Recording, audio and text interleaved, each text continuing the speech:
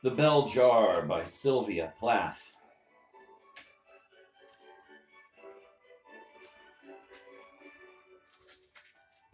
It was a queer, sultry summer, the summer they electrocuted the Rosenbergs, and I didn't know what I was doing in New York. I'm stupid about executions. The idea of being electrocuted makes me sick, and that's all there was to read about in the papers. Goggle eyed headlines staring up at me on every street corner and at the fusty, peanut smelling mouth of every subway. It had nothing to do with me, but I couldn't help wondering what it would be like being burned alive all along your nerves. I thought it must be the worst thing in the world.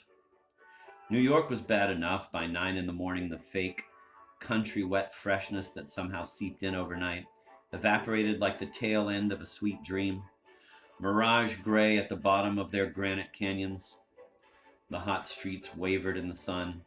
The car tops sizzled and glittered, and the dry, cindery dust blew into my eyes and down my throat.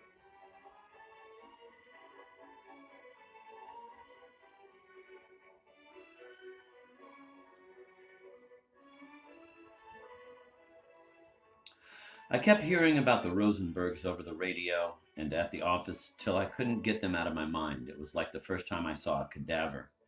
For weeks afterward, the cadaver's head, or what there was left of it, floated up behind my eggs and bacon at breakfast and behind the face of Buddy Willard, who was responsible for my seeing it in the first place. And pretty soon I felt as though I were carrying that cadaver's head around with me on a string like some black, noseless balloon stinking of vinegar. I knew something was wrong with me that summer because all I could think about was the Rosenbergs and how stupid I'd been to buy all those uncomfortable, expensive clothes, hanging limp as fish in my closet, and how all the little successes I'd totted up so happily at college fizzled to nothing outside the slick marble and plate glass fronts along Madison Avenue.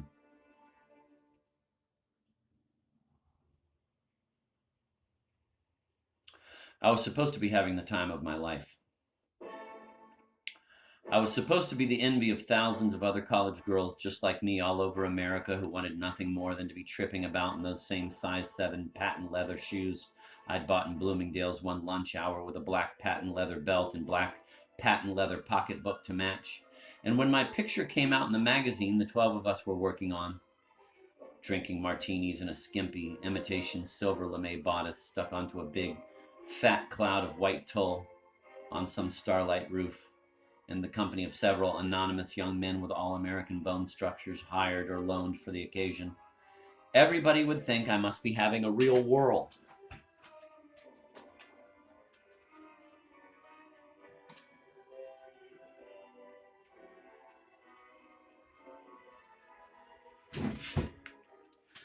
Look what can happen in this country, they'd say. A girl lives in some out of the way town for 19 years, so poor she can't afford a magazine, and then she gets a scholarship to college and wins a prize here and a prize there and ends up steering New York like her own private car. Only I wasn't steering anything, not even myself. I just bumped from my hotel to work and to parties and from parties to my hotel and back to work like a numb trolley bus. I guess I should have been excited the way most of the other girls were, but I couldn't get myself to react. I felt very still and very empty, the way the eye of a tornado must feel, moving dully along in the middle of the surrounding hullabaloo.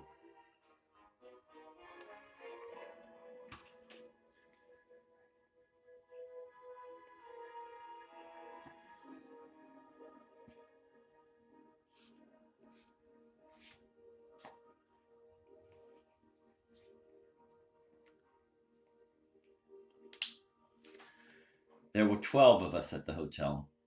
We had all won a fashion magazine contest by writing essays and stories and poems and fashion blurbs. And as prizes, they gave us jobs in New York for a month, expenses paid, and piles of free bonuses like valet tickets and passes to fashion shows, and hairstylings at a famous expensive salon, and chances to meet successful people in the field of our desire, and advice about what to do with our particular complexions.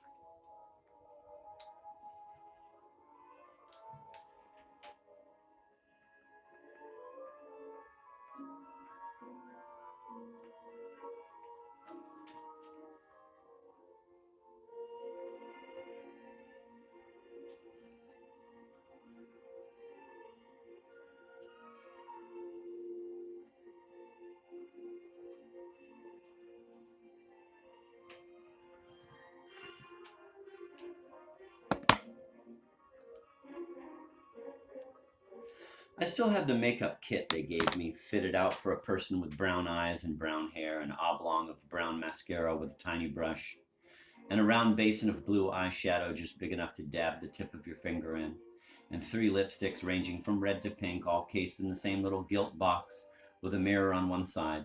I also have a white plastic sunglasses case with colored shells and sequins and a green plastic starfish sewed onto it.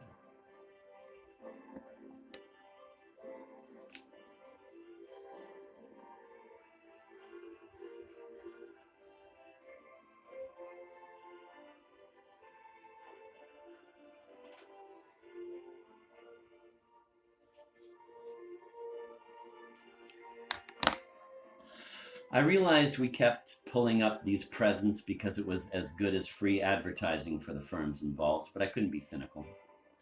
I got such a kick out of all those free gifts showering onto us. For a long time afterward, I hid them away, but later, when I was all right again, I brought them out, and I still have them around the house. I use the lipsticks now and then, and last week I cut the plastic starfish off the sunglasses case for the baby to play with. So there were 12 of us at the hotel in the same wing, on the same floor, in single rooms, one after the other, and it reminded me of my dormitory at college. It wasn't a proper hotel, I mean a hotel where there are both men and women mixed about here and there on the same floor. This hotel, the Amazon, was for women only, and they were mostly girls my age with wealthy parents who wanted to be sure their daughters would be living where men couldn't get at them and deceive them. And they were all going to posh secretarial schools like Katie Gibbs, where they had to wear hats and stockings and gloves to class.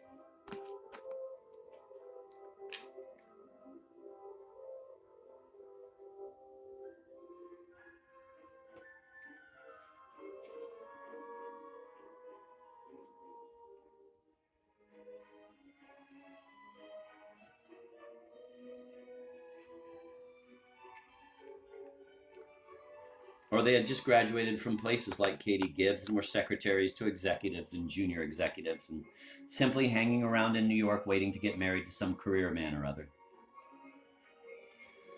These girls looked awfully bored to me. I saw them on the sunroof, yawning and painting their nails and trying to keep up their Bermuda tans.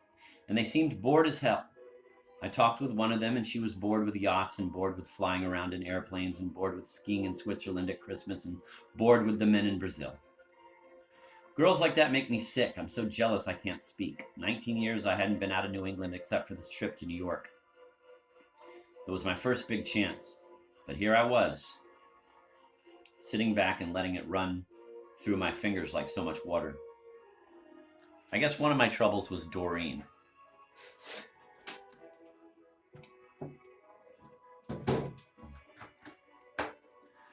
I'd never known a girl like Doreen before. Doreen came from a society girls' college down south and had bright white hair standing out in a cotton candy fluff around her head, and blue eyes like transparent agate marbles, hard and polished and just about indestructible, and a mouth set in a sort of perpetual sneer. I don't mean a nasty sneer, but an amused, mysterious sneer, as if all the people around her were pretty silly and she could tell some good jokes on them if she wanted to.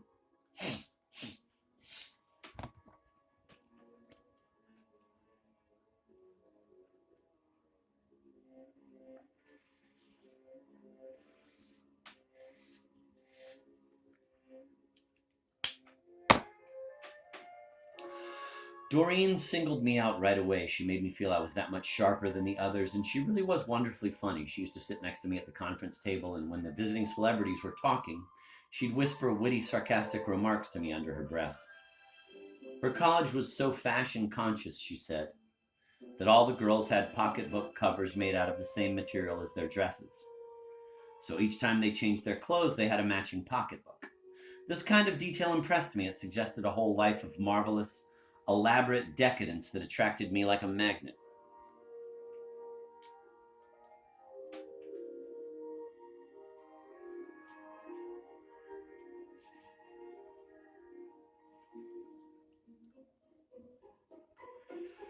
The only thing Doreen ever bawled me out about was bothering to get my assignments in by deadline.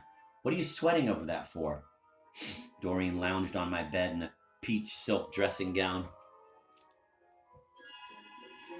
filing her long nicotine yellow nails with an emery board while I typed up the draft of an interview with a best-selling novelist.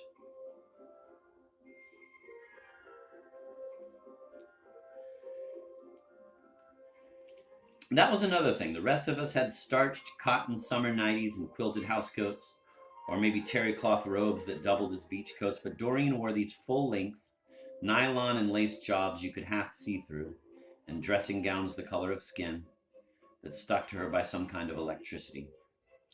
She had an interesting, slightly sweaty smell that reminded me of those scallopy leaves of sweet fern you break off and crush between your fingers for the musk of them.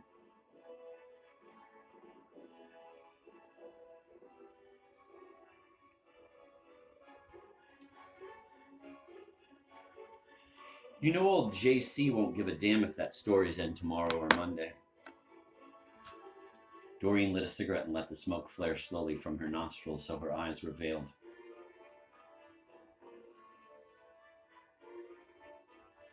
JC's ugly as sin, Doreen went on coolly. I bet that old husband of hers turns out all the lights before he gets near her, or he'd puke otherwise. JC was my boss, and I liked her a lot, in spite of what Doreen said. She wasn't one of the fashion magazine gushers with fake eyelashes and giddy jewelry. JC had brains, so her plug ugly looks didn't seem to matter. She read a couple of languages and knew all the quality writers in the business. I tried to imagine JC out of her strict office suit and luncheon duty hat.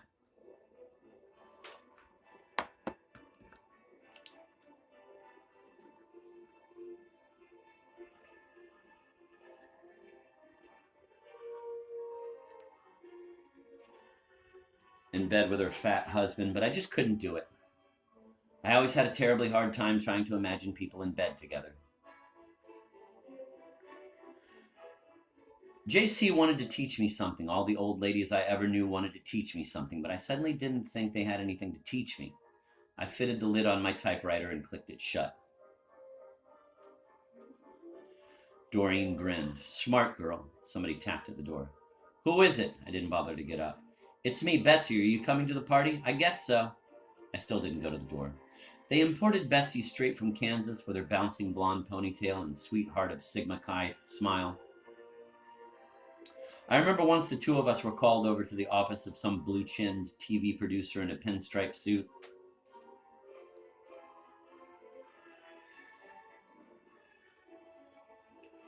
To see if we had any angles he could build up for a program, and Betsy started to tell about the male and female corn in Kansas. She got so excited about that damn corn, even the producer had tears in his eyes. Only he couldn't use any of it, unfortunately, he said. Later on, the beauty editor persuaded Betsy to cut her hair and made a cover girl out of her. And I still see her face now and then, smiling out of those PQ's wife wears BH rag ads. Betsy was always asking me to do things with her and the other girls as if she were trying to save me in some way. She never asked Doreen. In private, Doreen called her Pollyanna Cowgirl. Do you want to come in our cab? Betsy said through the door. Doreen shook her head. That's all right, Betsy, I said. I'm going with Doreen. Okay, I could hear Betsy padding off down the hall. We'll just go till we get sick of it, Doreen told me, stubbing out her cigarette in the base of my bedside reading lamp.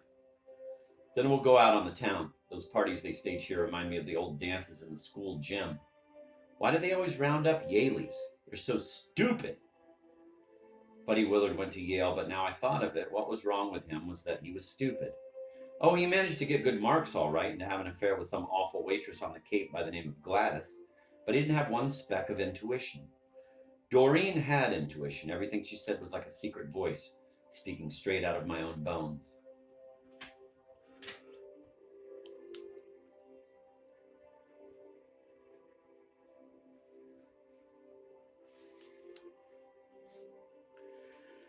We were stuck in the theater hour rush. Our cab sat wedged in back of Betsy's cab and in front of a cab with four of the other girls, and nothing moved. Doreen looked terrific. She was wearing a strapless white lace dress zipped up over a snug corset affair that curved her in at the middle and bulged her out again spectacularly above and below, and her skin had a bronzy polish under the pale dusting powder. She smelled strong as a whole perfume store.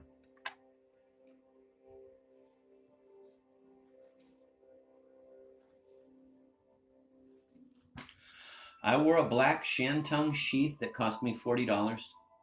It was part of a buying spree I had with some of my scholarship money when I heard I was one of the lucky ones going to New York.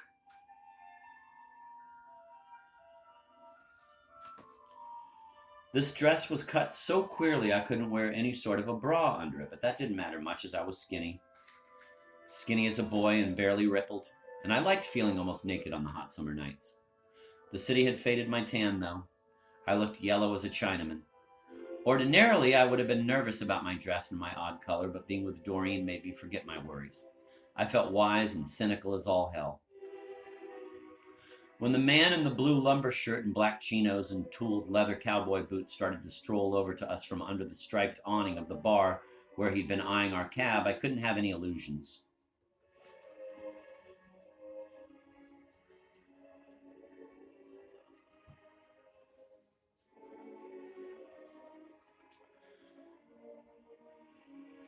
I knew perfectly well he'd come for Doreen. He threaded his way out between the stopped cars and leaned engagingly on the sill of our open window. "And what, may I ask, are two nice girls like you doing all alone in a cab on a nice night like this?" He had a big, wide, white toothpaste ad smile. "We're on our way to a party," I blurted, since Doreen had gone suddenly dumb as a post and was fiddling in a blasé way with her white lace pocketbook cover.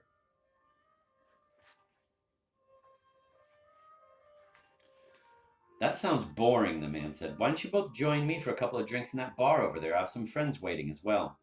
He nodded in the direction of several informally dressed men slouching around under the awning.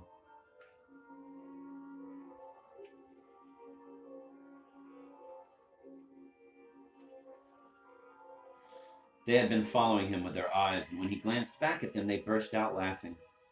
The laughter should have warned me. It was a kind of low, know-it-all snicker. But the traffic showed signs of moving again, and I knew that if I sat tight, in 2 seconds I'd be wishing I'd taken this gift of a chance to see something of New York, besides what the people on the magazine had planned out for us so carefully.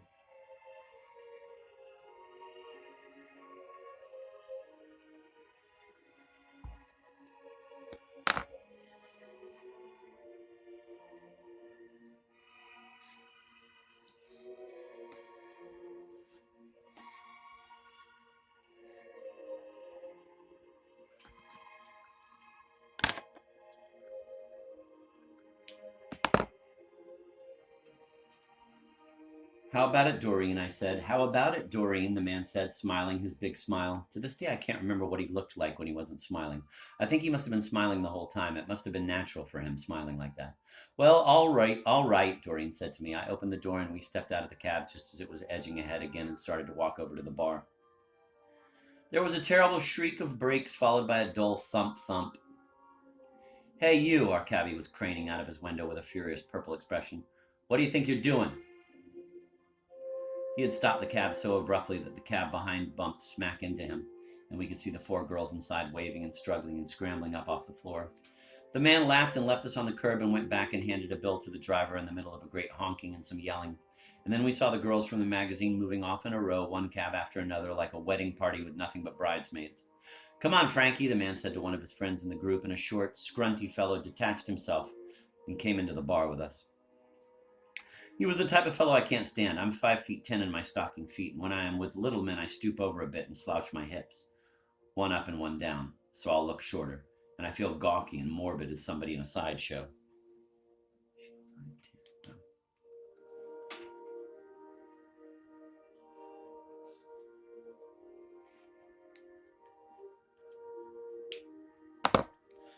For a minute, I had a wild hope we might pair off according to size, which would line me up with the man who had spoken to us in the first place, and he cleared a good 6 feet. But he went ahead with Doreen and didn't give me a second look. I tried to pretend I didn't see Frankie dogging along at my elbow and sat close by Doreen at the table. It was so dark in the bar I could hardly make out anything except Doreen. With her white hair and white dress, she was so white she looked silver. I think she must have reflected the neons over the bar. I felt myself melting into the shadows like the negative of a person I'd never seen before in my life.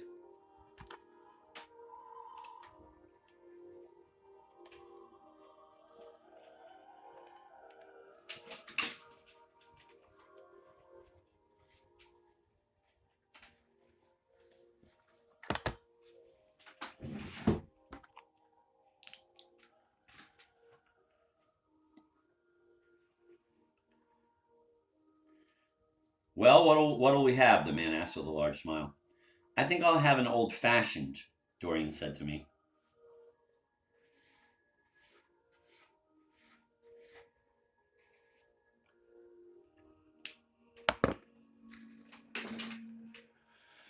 Ordering drinks always floored me. I didn't know whiskey from gin and never managed to get anything I really liked the taste of.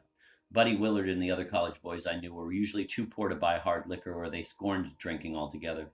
It's amazing how many college boys don't drink or smoke. I seem to know them all. The farthest Buddy Willard ever went was buying us a bottle of Dubonnet, which he only did because he was trying to prove he could be aesthetic in spite of being a medical student. I'll have a vodka, I said. The man looked at me more closely. With anything? Just plain, I said. I always have it plain. I thought I might make a fool of myself by saying I'd have it with ice or soda or gin or anything. I'd seen a vodka ad once, just a glass full of vodka standing in the middle of a snowdrift in a blue light, and the vodka looked clear and pure as water, so I thought having vodka plain must be all right.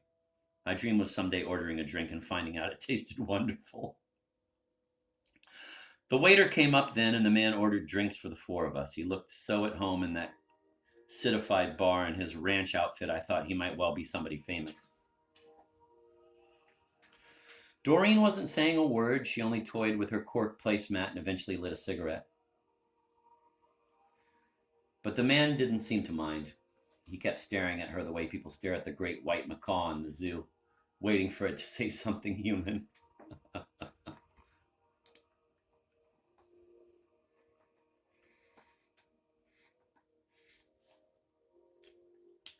The drinks arrived, and mine looked clear and pure, just like the vodka ad. What do you do? I asked the man to break the silence shooting up around me on all sides, thick as jungle grass. I mean, what do you do here in New York? Slowly and with what seemed a great effort, the man dragged his eyes away from Doreen's shoulder. I'm a disc jockey, he said. You probably must have heard of me.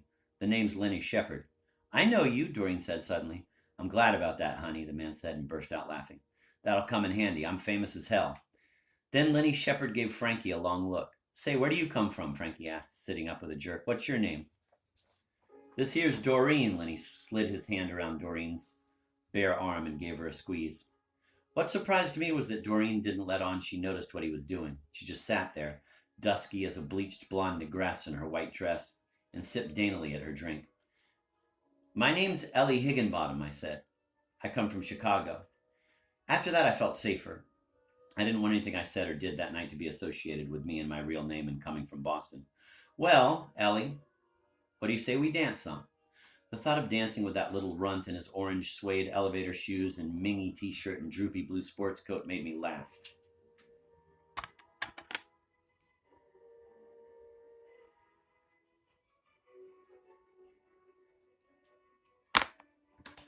If there's anything I look down on, it's a man in a blue outfit.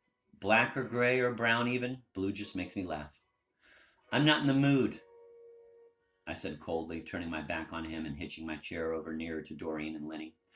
Those two looked as if they'd known each other for years by now. Doreen was spooning up the hunks of fruit at the bottom of her glass with a spindly silver spoon, and Lenny was grunting each time she lifted the spoon to her mouth and snapping and pretending to be a dog or something and trying to get the fruit off the spoon.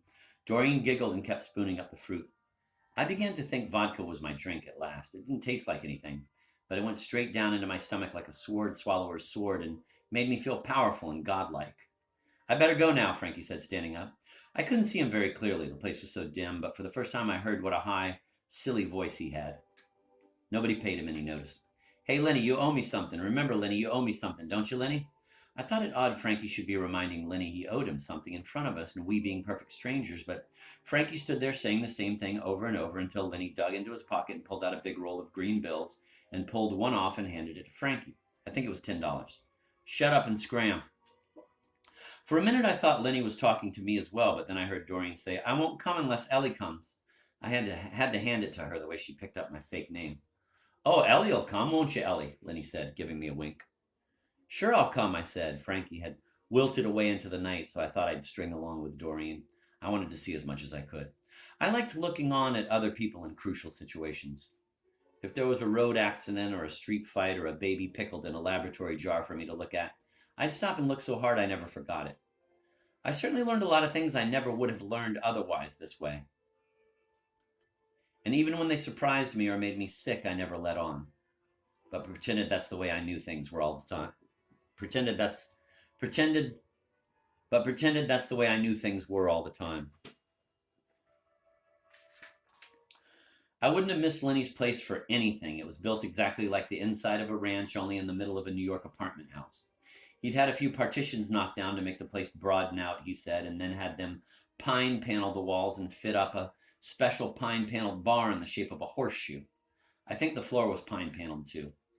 Great white bearskins lay about underfoot, and the only furniture was a lot of low beds covered with Indian rugs. Instead of pictures hung up on the walls, he had antlers and buffalo horns and a stuffed rabbit head. Lenny jutted a thumb at the meek little gray muzzle and stiff jackrabbit ears. Ran over that in Las Vegas. He walked away across the room, his cowboy boots echoing like pistol shots. Acoustics, he said, and grew smaller and smaller until he vanished through a door in the distance.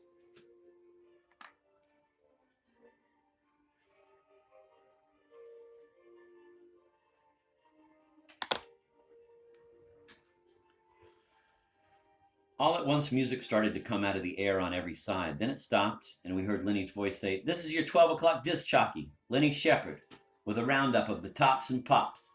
Number 10 in the wagon train this week is none other than that little yaller-haired gal you've been hearing so much about lately. The one and only Sunflower. I was born in Kansas. I was bred in Kansas. And when I marry, I'll be wed in Kansas." "What a card," Doreen said. "Isn't he a card?" "You bet," I said. "Listen, Ellie, do me a favor." She seemed to think Ellie was who I really was by now. "Sure," I said. "Stick around, will you? I wouldn't have a chance if he tried anything funny." "Did you see that muscle?" Doreen giggled.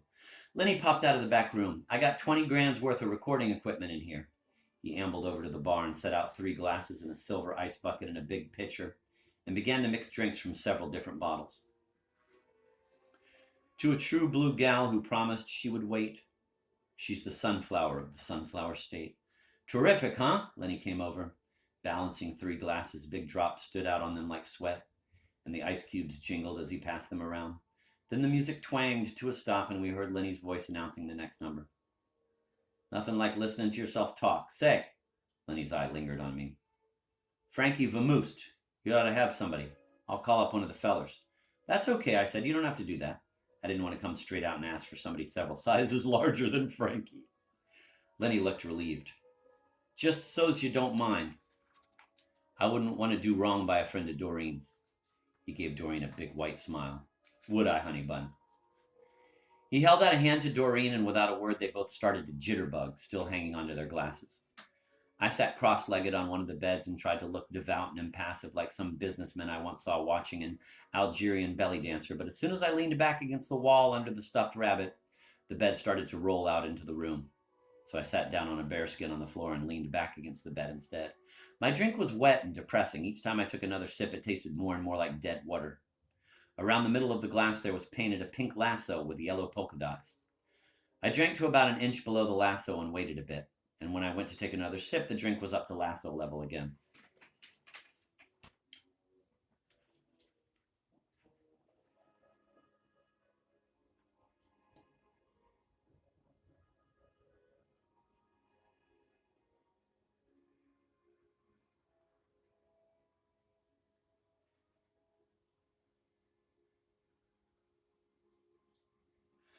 Out of the air, Lenny's ghost voice boomed. "Why, oh why, did I ever leave Wyoming?" The two of them didn't even stop jitterbugging during the intervals.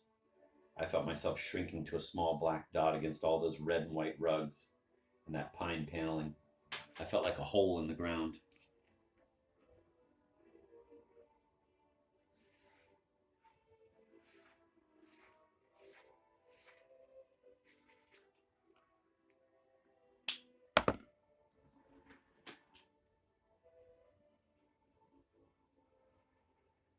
There was something demoralizing about watching two people get more and more crazy about each other, especially when you're the only extra person in the room. It's like watching Paris from an express caboose heading in the opposite direction. Every second, the city gets smaller and smaller, only you feel it's really you getting smaller and smaller and lonelier, rushing away from all those lights and that excitement at about 1,000,000 miles an hour.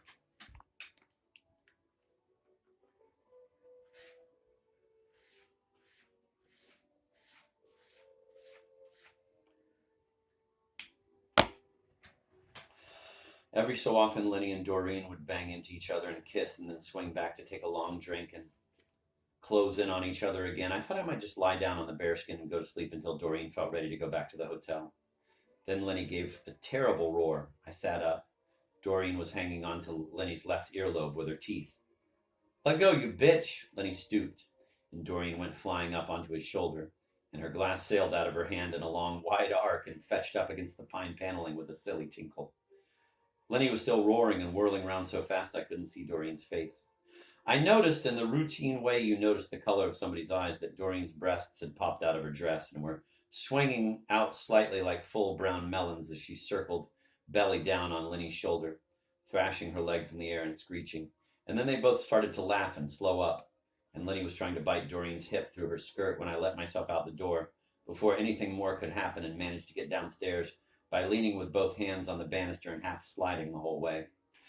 I didn't realize Lenny's place had been air-conditioned until I wavered out onto the pavement. The tropical, stale heat the sidewalks had been sucking up all day hit me in the face like a last insult. I didn't know where in the world I was. For a minute, I entertained the idea of taking a cab to the party after all, but decided against it because the dance might be over by now. And I didn't feel like ending up in an empty barn of a ballroom strewn with confetti and cigarette butts and crumpled cocktail napkins.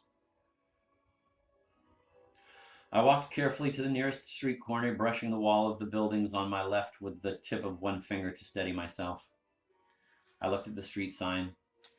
Then I took my New York street map out of my pocketbook. I was exactly 43 blocks by 5 blocks away from my hotel. Walking has never fazed me. I just set out in the right direction, counting the blocks under my breath, and when I walked into the lobby of the hotel, I was perfectly sober and my feet only slightly swollen. But that was my own fault because I hadn't bothered to wear any stockings. The lobby was empty except for a night clerk dozing in his lit booth among the key rings and the silent telephones. I slid into the self-service elevator and pushed the button for my floor. The doors folded shut like a noiseless accordion. Then my ears went funny and I noticed a big smudgy-eyed Chinese woman staring idiotically into my face. It was only me, of course. I was appalled to see how wrinkled and used up I looked. There wasn't a soul in the hall. I let myself into my room. It was full of smoke. At first I thought the smoke had materialized out of thin air as a sort of judgment. But then I remembered it was Doreen's smoke and pushed the button that opened the window vent. They had the windows fixed so you couldn't really open them and lean out, and for some reason this made me furious. By standing at the left side of the window and laying my cheek to the woodwork, I could see downtown to where the UN balanced itself in the dark like a weird green Martian honeycomb. I could see the moving red and white lights along the drive and the lights of the bridges whose names I didn't know. The silence depressed me. It wasn't the silence of silence, it was my own silence. I knew perfectly well the cars were making a noise, and the people in them and behind the lit windows of the buildings were making a noise, and the river was making a noise, but I couldn't hear a thing. The city hung in my window, flat as a poster, glittering and blinking, but it might just as well not have been there at all for the good it did me. The china white bedside telephone could have connected me up with things, but there it sat, dumb as a death's head. I tried to think of people I'd given my phone number to so I could make a list of all the possible calls I might be about to receive, but all I could think of was that I'd given my phone number to Buddy Willard's mother so she could give it to a simultaneous interpreter she knew at the UN. I let out a small, dry laugh. I could imagine the sort of simultaneous interpreter Mrs. Willard would introduce me to when all the time she wanted me to marry Buddy, who was taking the cure for TB somewhere in upper New York State. Buddy's mother had even arranged for me to be given a job as a waitress at the TB sanatorium that summer so Buddy wouldn't be lonely. She and Buddy couldn't understand why I chose to go to New York City instead. The mirror over my bureau seemed slightly warped and much too silver. The face in it looked like the reflection in a ball of dentist's mercury. I thought of crawling in between the bed sheets and trying to sleep, but that appealed to me about as much as stuffing a dirty, scrawled-over letter into a fresh, clean envelope. I decided to take a hot bath. God, this is fucking awesome.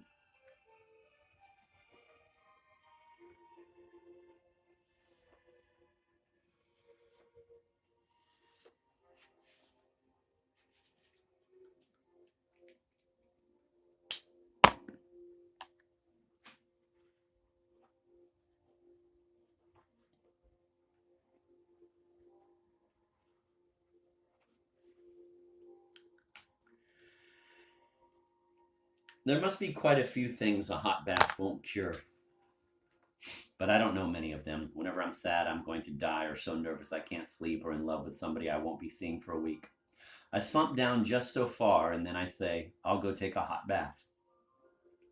I meditate in the bath. The water needs to be very hot, so hot you can barely stand putting your foot in it. Then you lower yourself inch by inch till the water's up to your neck. I remember the ceiling over every bathtub I've stretched out in. I remember the texture of the ceilings and the cracks and the colors and the damp spots and the light fixtures.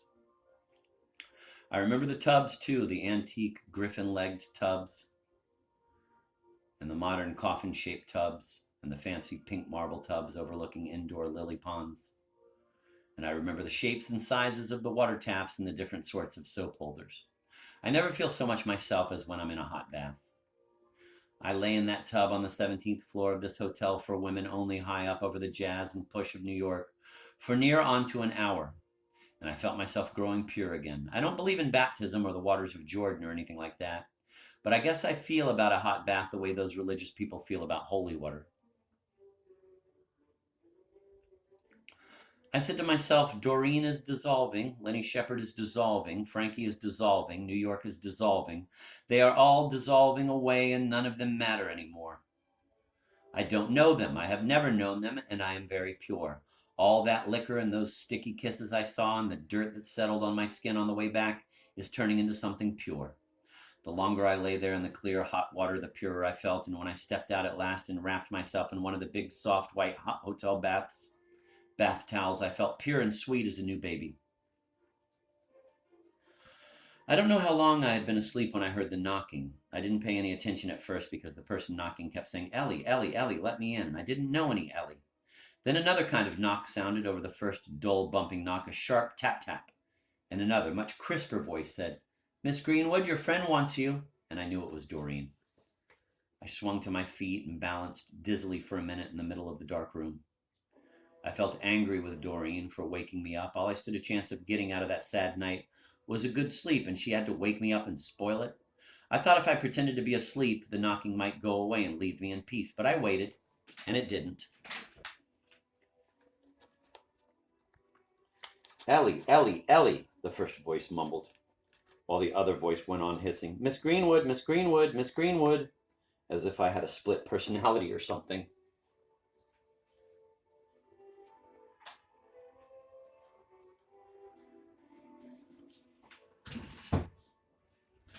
I opened the door and blinked out into the bright hall. I had the impression it wasn't night and it wasn't day, but some lurid third interval that had suddenly slipped between them and would never end.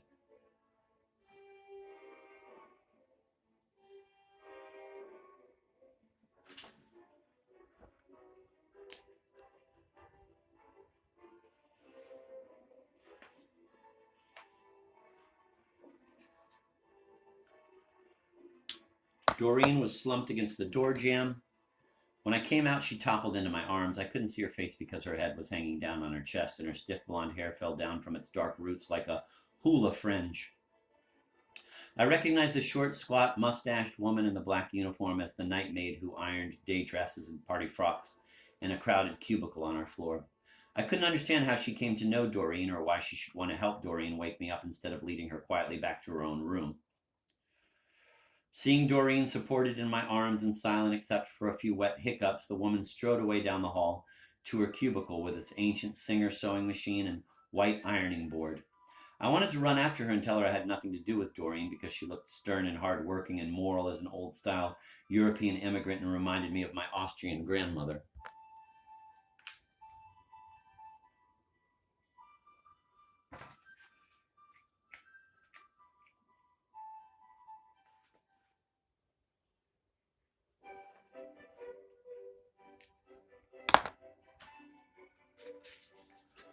Let me lie down, Doreen was muttering. Let me lie down. I felt if I carried Doreen across the threshold into my room and helped her onto my bed, I would never get rid of her again. Her body was warm and soft as a pile of pillows against my arm where she leaned her weight, and her feet in their high, spiked heels dragged foolishly. She was much too heavy for me to budge down the long hall. I decided the only thing to do was to dump her on the carpet and shut and lock my door and go back to bed. When Doreen woke up, she wouldn't remember what had happened and would think she must have passed out in front of my door while I slept, and she would get up of her own accord and go sensibly back to her room. I started to lower Doreen gently onto the green hall carpet, but she gave a low moan and pitched forward out of my arms. A jet of brown vomit flew from her mouth and spread in a large puddle at my feet. Suddenly, Doreen grew even heavier. Her head drooped forward into the puddle, the wisps of her blonde hair dabbing in it like tree roots in a bog. And I realized she was asleep. I drew back. I felt half asleep myself. I made a decision about Doreen that night. I decided I would watch her and listen to what she said, but deep down I would have nothing at all to do with her. Deep down I would be loyal to Betsy and her innocent friends. It was Betsy I resembled at heart. Quietly, I stepped back into my room and shut the door. On second thought, I didn't lock it. I couldn't quite bring myself to do that.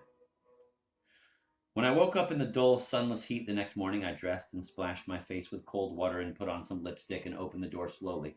I think I still expected to see Doreen's body lying there in the pool of vomit like an ugly, concrete testimony to my own dirty nature.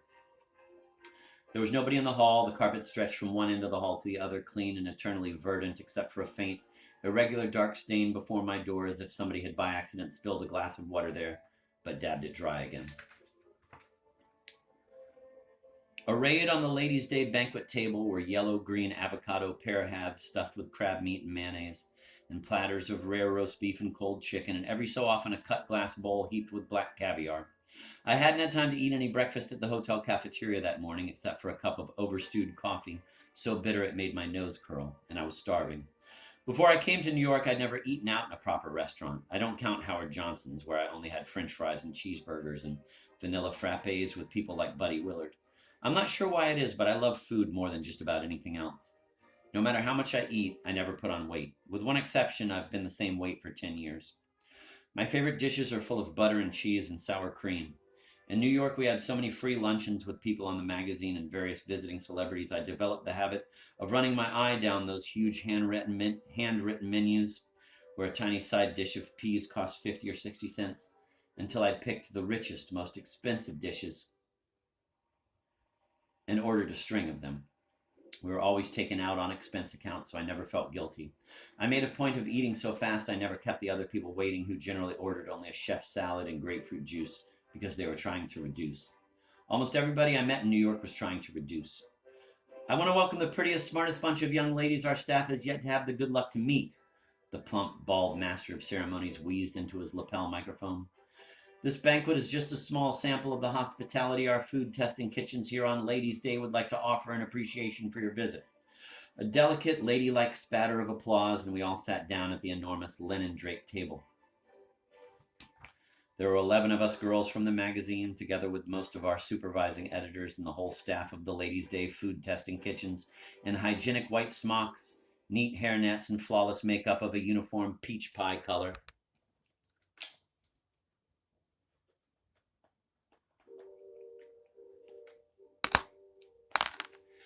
There were only 11 of us because Doreen was missing. They had set her place next to mine for some reason, and the chair stayed empty. I saved her place card for her, a pocket mirror with Doreen painted along the top of it in lacy script, and a wreath of frosted daisies around the edge, framing the silver hole where her face would show. Doreen was spending the day with Lenny Shepard. She spent most of her free time with Lenny Shepard now. And the hour before our luncheon at Ladies' Day, the big women's magazine that features lush double-page spreads of Technicolor meals with a different theme and locale each month, we had been shown around the endless glossy kitchens and seen how difficult it is to photograph apple pie a la mode under bright lights because the ice cream keeps melting and has to be propped up from behind with toothpicks and changed every time it starts looking too soppy. The sight of all the food stacked in those kitchens made me dizzy. It's not that we hadn't enough to eat at home, it's just that my grandmother always cooked economy joints and economy meatloafs and had the habit of saying the minute you lifted the first forkful to your mouth, "I hope you enjoy that, it costs 41 cents a pound," which always made me feel I was somehow eating pennies instead of Sunday roast. While we were standing up behind our chairs listening to the welcome speech, I had bowed my head and secretly eyed the position of the bowls of caviar. One bowl was set strategically between me and Doreen's empty chair. I figured the girl across from me couldn't reach it because of the mountainous centerpiece of marzipan, fruit, and Betsy on my right would be too nice to ask me to share it with her if I just kept it out of the way at my elbow by my bread and butter plate. Besides, another bowl of caviar sat a little way to the right of the girl next to Betsy, and she could eat that. My grandfather and I had a standing joke. He was the head waiter at a country club near my hometown, and every Sunday my grandmother drove in to bring him home for his Monday off. My brother and I alternated going with her, and my grandfather always served Sunday supper to my grandmother and whichever of us was along, as if we were regular club guests. He loved introducing me to special tidbits, and by the age of 9 I had developed a passionate taste for cold vichyssoise and caviar and anchovy paste. The joke was that at my wedding, my grandfather would see I had all the caviar I could eat. It was a joke because I never intended to get married, and even if I did, my grandfather couldn't have afforded enough caviar unless he robbed the country club kitchen and carried it off in a suitcase. Under cover of the clinking of water goblets and silverware and bone china, I paved my plate with chicken slices. Then I covered the chicken slices with caviar thickly as if I were spreading peanut butter on a piece of bread. Then I picked up the chicken slices in my fingers one by one, rolled them so the caviar wouldn't ooze off, and ate them. I discovered, after a lot of extreme apprehension about what spoons to use, that if you do something incorrect at table with a certain arrogance, as if you knew perfectly well you were doing it properly, you can get away with it and nobody will think you are bad-mannered or poorly brought up. They will think you are original and very witty. I learned this trick the day J.C. took me to lunch with a famous poet. He wore a horrible, lumpy, speckled brown tweed jacket and gray pants and a red and blue checked open-throated jersey in a very formal restaurant full of fountains and chandeliers, where all the other men were dressed in dark suits and immaculate white shirts.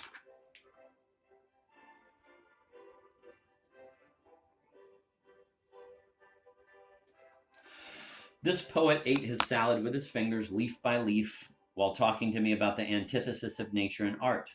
I couldn't take my eyes off the pale, stubby white fingers traveling back and forth from the poet's salad bowl to the poet's mouth with one dripping lettuce leaf after another. Nobody giggled or whispered rude remarks. The poet made eating salad with your fingers seem to be the only natural and sensible thing to do. None of our magazine editors or the ladies' day off staff members sat anywhere near me, and Betsy seemed sweet and friendly. She didn't even seem to like caviar, so I grew more and more confident. When I finished my first plate of cold chicken and caviar, I laid out another. Then I tackled the avocado and crab meat salad.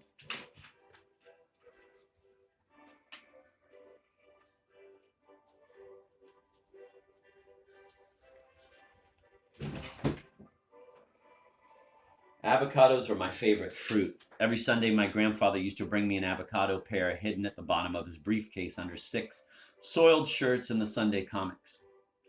He taught me how to eat avocados by melting grape jelly and French dressing together in a saucepan and filling the cup of the pear with the garnet sauce. I felt homesick for that sauce. The crab meat tasted bland in comparison. How was the first show? I asked Betsy when I was no longer worried about competition over my caviar. I scraped the last few salty black eggs from the dish with my soup spoon and licked it clean. It was wonderful, Betsy smiled. They showed us how to make an all-purpose neckerchief out of mink tails and a gold chain, and sort of chain you can get an exact copy of at Woolworth's for $1.98. And Hilda nipped down to the wholesale fur warehouses right afterward and bought a bunch of mink tails at a big discount and dropped in at Woolworth's and then stitched the whole thing together coming up on the bus.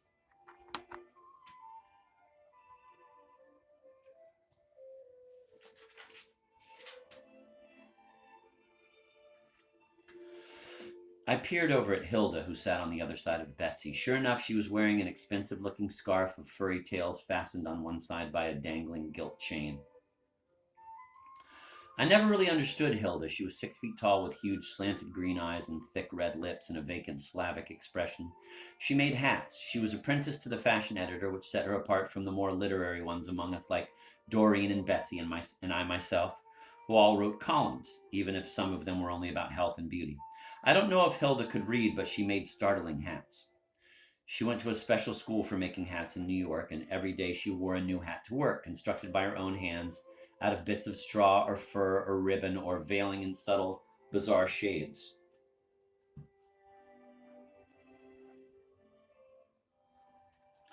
That's amazing, I said. Amazing. I miss Doreen. She would have murmured some fine, scalding remark about Hilda's miraculous fur piece to cheer me up. I felt very low. I had been unmasked only that morning by J.C. herself, and I felt now that all the uncomfortable suspicions I had about myself were coming true, and I couldn't hide the truth much longer. After 19 years of running after good marks and prizes and grants of one sort and another, I was letting up, slowing down, dropping clean out of the race.